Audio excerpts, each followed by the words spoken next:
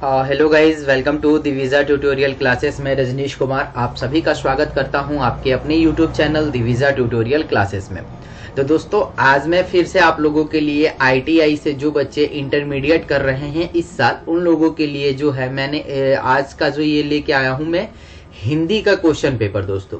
क्योंकि कल की वीडियो में मैंने बताया था आप लोगों को इंग्लिश का क्वेश्चन पेपर कराया था, और आज की इस क्लास में जो है हम लोग हिंदी का क्वेश्चन पेपर डिस्कस करेंगे और आज जानेंगे कि क्या है आप लोगों के लिए हिंदी में क्या क्या हम लोग कर सकते हैं। क्योंकि इसमें जो इम्पोर्टेंट है दोस्तों वो है आपका हिंदी में ग्रामर, और हिंदी के इसमें सबसे ज्यादा जो क्वेश्चन है वो है आप लोगों का कवि के ऊपर कि कौन सा कविता किस कवि ने लिखा है, क्योंकि इससे रिलेटेड भी आपके एग्जाम में क्वेश्चन आते हैं और हमेशा आते रहेंगे। ठीक है।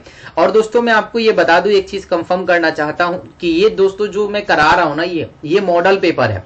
क्योंकि एक बच्चे का कमेंट आया था कि मेरे से पूछ रहा था कि सर ये ऐसा ही एग्जाम में आएगा क्या, यही क्वेश्चन एग्जाम में आएगा क्या। तो मैं आप लोगों को क्लियर कर देना चाहता हूं कि भाई ये क्वेश्चन एग्जाम में नहीं आएगा। हो सकता है कि इसमें से आ जाए, हो सकता है कि इसमें से ना आए। आप लोग इतना कंफर्म मत रहना कि ये जो मैं करा रहा हूं यही उठ के चला आ जाएगा, है ना। अगर ऐसा मेरे को पता रहता तो मैं ऐसा ही क्वेश्चन कराता जिससे आप डायरेक्ट जाते और 100 क्वेश्चन देता, 100 में से 50 क्वेश्चन आपके आ जाते और आप एग्जाम देके चले आते। तो दोस्तों ऐसा कभी भी नहीं सोचना है आपको। ये मॉडल पेपर है, इस तरीके के इस टाइप के क्वेश्चन आ सकते हैं। अब हूबहू यही क्वेश्चन आएगा दोस्तों, इसकी गारंटी तो मैं नहीं ले सकता हूं। मे भी हो सकता है ये क्वेश्चन आ भी सकता है और ये क्वेश्चन नहीं भी आ सकता है, लेकिन आपको तरीका पता चल जाएगा कि कहां से क्वेश्चन आ रहा है ना। तो ये चीज को आप लोगों को अपने दिमाग में रखना है। और हिंदी का पीडीएफ भी जो है मैं आपको वीडियो के डिस्क्रिप्शन में डाल दूंगा, और इंग्लिश का भी पीडीएफ जो है मैं प्रोवाइड कर दूंगा। तो सबसे पहले स्टार्ट करते हैं आज का पहला क्वेश्चन, और मैंने यहाँ पे आंसर भी रख रखा है तो कोई दिक्कत नहीं है आप लोगों को, आंसर भी आप लोग देख सकते हैं। तो यहाँ पे विद्यालय का संधि विच्छेद करना है कि विद्यालय का जो संधि विच्छेद होता है वो क्या होता है। तो इसका करेक्ट आंसर हो जाएगा विद्यालय प्लस विद्या प्लस आलय, ये जो होता है विद्यालय का संधि विच्छेद होता है। तो ये पहले क्वेश्चन का आंसर जो होगा ऑप्शन नंबर बी हो जाएगा। अब चलते हैं हम लोग क्वेश्चन नंबर सेकंड की ओर, और क्वेश्चन नंबर जो सेकंड है वो क्या कह रहा है कि आपे से बाहर होना, आपे से बाहर होने का जो मुहावरा है उसका सही बताना है। तो इसका सही आंसर हो जाएगा ऑप्शन नंबर सी, बहुत क्रोधित होना। यानी इस मुहावरे का आंसर क्या होता है कि बहुत क्रोधित होना। ठीक है। चलते हैं next question, question number third कि गांव का घर शीर्षक कविता किस कविता संग्रह से लिया गया है। यानी गांव का घर जो है वो किस कविता से लिया गया है। तो इसका सबसे सही आंसर हो जाएगा सयात्रमा। ठीक है, ये इस पार्ट से लिया गया है। नेक्स्ट क्वेश्चन है कि सूरसार के कवि हैं। सूरसार जो एक कविता है उसके कवि कौन है दोस्त। तो उसके जो कवि हैं वो है अपने सूरदास जी। नेक्स्ट चलते हैं क्वेश्चन नंबर 5 करते हैं, सिपाही की माँ कहानी की कहानीकार क्या है। सिपाही की माँ जो कहानीकार है उसके जो कहानीकारक है, यानी किसने लिखा है कहने का मतलब ये है। तो इसका जो करेक्ट आंसर हो जाएगा ऑप्शन नंबर बी हो जाएगा, और ऑप्शन नंबर बी जो है वो मोहन राकेश। उसके बाद चलते हैं हम लोग क्वेश्चन नंबर 6 की ओर, वैद्य का विलोम क्या होता है। वैद्य का जो विलोम होता है वो क्या होता है, अविदेय होता है। यानी इसका करेक्ट आंसर हो जाएगा ऑप्शन नंबर बी। चलते हैं क्वेश्चन नंबर 7 की ओर, और 7 कह रहा है कि नयन का संधि विच्छेद करें। यानी आप लोग यहाँ एक चीज देख रहे हैं कि व्याकरण प्लस कविता, ये बहुत इंपॉर्टेंट है आप लोगों के लिए, व्याकरण प्लस कविता। इससे बहुत सारे क्वेश्चन आप लोगों को इस पूरे वीडियो में देखने को मिल जाएगा। व्याकरण प्लस कविता से क्वेश्चन है, और इससे कम से कम नहीं भी तो आपके एग्जाम में 20 क्वेश्चन जो है इस चीज से रिलेटेड ही मिलेंगे। तो आप लोग इन वीडियो को जरूर एक बार सही से ढंग से देखिएगा, पूरा वीडियो जरूर देखिएगा। और ऑप्शन नंबर ए जो है नैन प्लस आयन, जो इसका नयन का संधि विच्छेद होता है। नेक्स्ट क्वेश्चन चलते हैं क्वेश्चन नंबर 8 की ओर चलते हैं, और क्वेश्चन नंबर 8 कह रहा है कि बातचीत शीर्षक के निबंधकार कौन है। यानी बातचीत जो शीर्षक है वो किसने लिखा है। तो बातचीत के जो शीर्षक हैं option number B, Balkrishna Bhatt ji ने इस क्वेश्चन का ये मतलब उन्होंने लिखा है, बालकृष्ण भट्ट जी ने।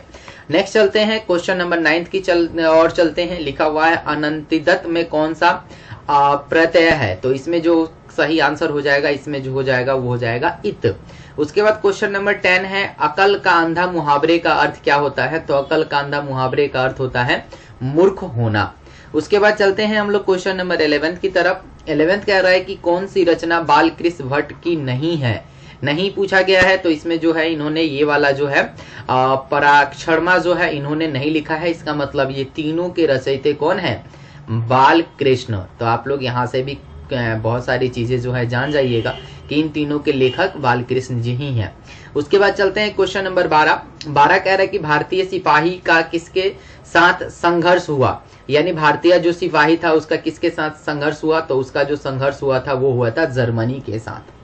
क्वेश्चन नंबर 13 कह रहा है कि किस अस्पताल में दिनकर का निधन हुआ था, यानी दिनकर जी जो थे हमारे भारत के, यानी जिन्होंने कविता बहुत सारी लिखी हैं, उनका निधन किस अस्पताल में हुआ था ये बताना है। तो इनका जो निधन हुआ था वो था विलिगंड नर्सिंग होम, याद रखिएगा आप लोग।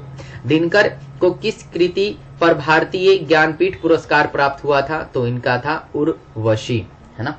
चलते हैं नेक्स्ट क्वेश्चन नंबर 15 की ओर। 15 कह रहा है कि कौन सी रचना अयग की नहीं है, यानी इसमें कौन सी रचना अयग की नहीं है, तो इसका करेक्ट आंसर हो जाएगा तिरिच। क्वेश्चन नंबर 16 कह रहा है कि कौन सा निबंध भगत सिंह का लिखा हुआ है। अब इसमें कौन सा जो है निबंध भगत सिंह ने लिखा है, तो इसका करेक्ट आंसर हो जाएगा ऑप्शन नंबर सी, नवरात्र।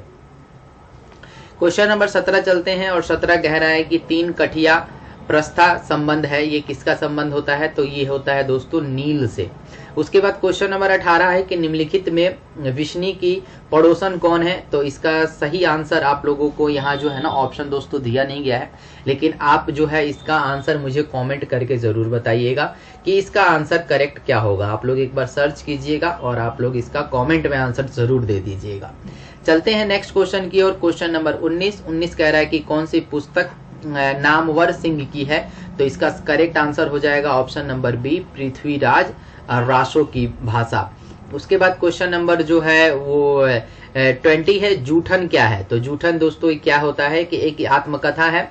जूठन जो है एक आत्मकथा पर निर्भर है, जिसमें एक बूढ़ी औरत रहती है और वो लोगों का जूठन खा के, जूठन करके वो अपना पेट पालन करती है, ठीक है। उसके बाद क्वेश्चन नंबर जो है 21 है, मलयज्ञ का मूल नाम क्या है, तो मलयज्ञ का मूल नाम है भरत जी श्रीवास्तव। उसके बाद नेक्स्ट क्वेश्चन है क्वेश्चन नंबर 22, तिरिच पाठ में पिताजी की मृत्यु कैसे हुई थी, तो तिरिच पाठ में पिताजी की मृत्यु जो हुई थी मानसिक सदमे और अधिक रक्त स्राव के वजह से उनकी मृत्यु हो गई थी। नेक्स्ट क्वेश्चन चलते हैं, क्वेश्चन नंबर 23 करते हैं कि the first and last freedom किसकी कृति है, तो ये जो कृति है जे कृष्णमूर्ति जी की है। उसके बाद क्वेश्चन नंबर 24 करते हैं, इसमें लिखा है कि जयसी रचित पधावत की भाषा क्या है, तो इसका जो आंसर हो जाएगा वो हो जाएगा अवधी। अवधी भाषा में जयसी रचित पाढ़वाड़ की भाषा थी। उसके बाद क्वेश्चन नंबर 25 यानी क्वेश्चन नंबर 25। क्वेश्चन नंबर 25 कह रहा है कि बल्लाचार से मिलने से पूर्व सूर्य किस भाव के पद गाते थे, तो इसका सही आंसर हो जाएगा दयंत के सुर गाया करते थे। क्वेश्चन नंबर 26 है, इनमें से कौन सा रचना तुलसीदास की है, तो इसमें से कौन सी रचना जो है तुलसीदास की है, तो वो आपको बताना है। तो इसका करेक्ट आंसर हो जाएगा विनय पत्रिका, जो कि तुलसीदास की रचित कविता है। उसके बाद क्वेश्चन नंबर 27 है, 27 कह रहा है कि कानिक का अर्थ क्या होता है, तो कानिक का अर्थ होता है विश्वास और प्रतीत। उसके बाद क्वेश्चन नंबर 28 है, शिवाजी के पुत्र का नाम क्या था, तो शिवाजी के पुत्र का नाम था साहू जी, है ना। अब नेक्स्ट क्वेश्चन चलते हैं, क्वेश्चन नंबर 29 की तरफ मूव करते हैं, और क्वेश्चन नंबर 29 जो है वो है कि प्रसाद जी के पिता का क्या नाम था, तो प्रसाद जी के पिता का नाम था देवी प्रसाद साहू, यानी ऑप्शन नंबर बी।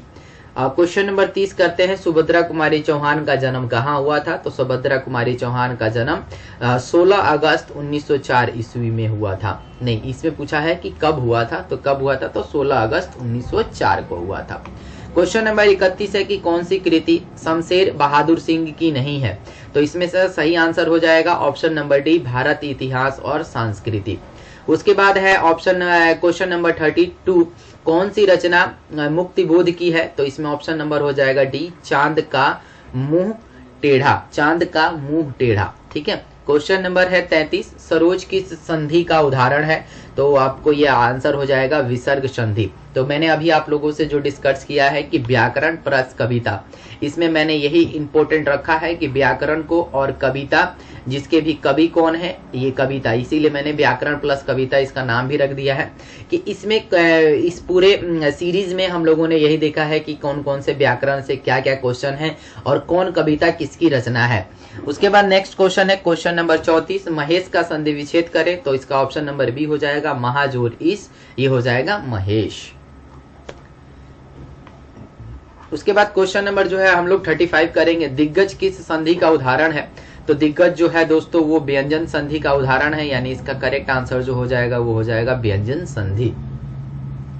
उसके बाद करेंगे हम लोग क्वेश्चन नंबर 36 है, परमात्मा किस संधि का उदाहरण है, तो इसका आंसर हो जाएगा दीर्घ संधि, यानी ऑप्शन नंबर डी जो होगा इसका करेक्ट आंसर हो जाएगा। उसके बाद है ऑप्शन नंबर 37, नवग्रह शब्द किस समास का उदाहरण होता है, तो नवग्रह समास जो होता है दर्विग का जो है उदाहरण होता है। क्वेश्चन नंबर 38 कह रहा है, यानी 38 नंबर क्वेश्चन कह रहा है, अधिकरण तत्पुरुष कौन है, तो इसका सही आंसर हो जाएगा ऑप्शन नंबर बी, दूसरा पद प्रधान होता है, यानी ऑप्शन नंबर बी जो होगा इसका सही आंसर हो जाएगा।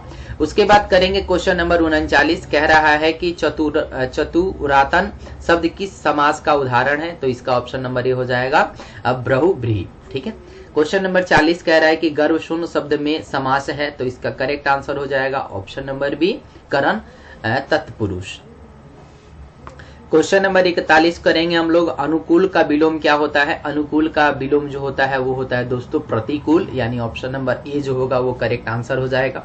उसके बाद क्वेश्चन नंबर 42 है कि श्री गणेश का विलोम क्या है, तो श्री गणेश का जो विलोम होगा वो हो जाएगा इति श्री, इति श्री जो होगा श्री गणेश का विलोम हो जाएगा। श्री गणेश का मतलब क्या होता है, किसी भी चीज को हम लोग शुरुआत करते हैं वो हो जाएगा इति श्री।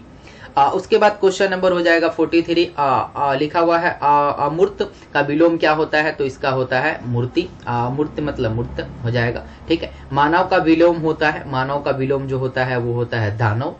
ये तो सब छोटी छोटी चीजें हैं, आप लोगों को पता ही होनी चाहिए। क्वेश्चन नंबर 45 कह रहा है कि वारिद का पर्यायवाची शब्द होता है, तो वारिद का मतलब होता है बादल। पति का पर्यायवाची शब्द होता है, तो प्रचि का जो पर्यायवाची शब्द होता है वो होता है भावार्थ। उसके बाद क्वेश्चन नंबर 47 है कि अम्री का पर्यायवाची शब्द जो होता है वो होता है सुधा। क्वेश्चन नंबर 48, उड़न छू होना मुहावरे का अर्थ क्या होता है, तो उड़न छू का मतलब होता है संकट देखकर भाग जाना, यानी कहते हैं ना कि मेरे और मेरे दोस्त के बीच में लड़ाई हुई, तो जो तीसरा या किसी और से मेरी लड़ाई हो रही थी, तो मेरा दोस्त जो था वहां से उड़न छू हो गया, यानी संकट देख के मेरा दोस्त जो है वो भाग गया वहां से, है ना। क्वेश्चन नंबर 39 करते हैं, कन्नी काटना का अर्थ क्या होता है, तो इसका मतलब होता है दूर रहना। जैसे कि मेरा उससे फ्रेंडशिप था, मेरा दोस्ती थी उससे, और वो मेरे से क्या कर रहा है, कन्नी काट रहा है, मतलब वो धीरे धीरे मेरे से दूर रहना चाहता है या दूर रहना का प्रयास कर रहा है ना। काम काज में कोरा होना मुहावरे का अर्थ क्या है, तो इसका मतलब है काम न जानना, यानी कोई भी अगर कहीं भी किसी कंपनी या कहीं भी हम लोग जाते हैं, अगर काम नहीं जानते हैं तो उसको हम लोग क्या कहते हैं, काम काज में कोरा होना, यानी काम तो हम लोग जानते ही नहीं है, तो काम से थोड़ा सा अलग ही रहना, अलग ही जानना। तो इस पूरे सीरीज में हम लोगों ने जो है 50 क्वेश्चन जो है ना डिस्कस कर लिया है। 50 क्वेश्चनों को हमने जो है किया है, और इन 50 क्वेश्चनों में दोस्तों सबसे ज्यादा जो है मैंने इंपॉर्टेंट दिया है व्याकरण को, और ऐसा ही वीडियो मैं आप लोगों के लिए और लेके आऊंगा व्याकरण प्लस में कविता, क्योंकि कविता से भी बहुत सारे क्वेश्चन थे कि कौन से कविता से कितने कितने क्वेश्चन हैं। मैं सब हम लोगों ने देख लिया कि इसमें पूछा गया था कि इस कविता के कवि कौन है, इस कविता के कवि कौन है ना, इस तरीके से क्वेश्चन था। और मैंने आपको जो है एक होमवर्क के लिए यानी कमेंट के लिए भी जो दिया है उसको भी आप लोग एक बार जरूर करिएगा। कमेंट वाला जो मैंने पूछा है उसको एक बार मेरे को कमेंट करके बता दीजिएगा कि क्या होगा उसका सही आंसर। ठीक है भाई, तो आई होप कि आप लोगों को इससे जो जरूर आप लोगों को एग्जाम में कुछ ना कुछ जो है हेल्प मिलेगी, क्योंकि ये पूरा 12th का ही है। और 12th में दोस्तों आपको पता ही है कि हिंदी जो आता है 100 नंबर का आता है, तो वहीं से मैं ये सारे क्वेश्चन जो है लेके आया था। और आई होप कि आप लोगों का जो ITI से एग्ज़ाम है 23 तारीख को, उसमें आप लोगों को यहाँ से जो है कुछ ना कुछ जो है हेल्प मिल जाए, ताकि क्वेश्चन नंबर 18 का आंसर आप लोगों को जो है ना कमेंट में करना है। क्वेश्चन नंबर 18 का आंसर आपने कमेंट में करना है और ये आपको बताना है। ठीक है, इसका जो है पता लगाइए और पता लगा के आपको जो है कमेंट में करना है। और इस वीडियो को शेयर भी कर दीजिएगा, जो जो आपके फ्रेंड सर्कल में है, जो आपके दोस्त हैं जो ITI से इंटरमीडिएट 23 तारीख को एग्ज़ाम देने वाले हैं, उनके पास भी इस वीडियो को शेयर कर दीजिएगा, ताकि वो लोग भी थोड़ा सा यहाँ से जो है कुछ ना कुछ जो है हेल्प ले सकें यहाँ से। क्योंकि आपको पता है कि इसमें मैंने कविता और व्याकरण को इम्पोर्टेंट दिया है और इसी से रिलेटेड जो है आपके एग्जाम में आने वाला है। तो ये था हिंदी का मॉडल पेपर। आई होप कि आप लोगों को अच्छा लगा होगा। उस पूरे वीडियो को जरूर देखिएगा और देखने के बाद कमेंट क्वेश्चन नंबर 18 का कमेंट जरूर कीजिएगा कि उसका आंसर क्या होगा। तो चलिए दोस्तों, फिर मिलते हैं नेक्स्ट वीडियो में। तब तक के लिए थैंक्स दोस्तों।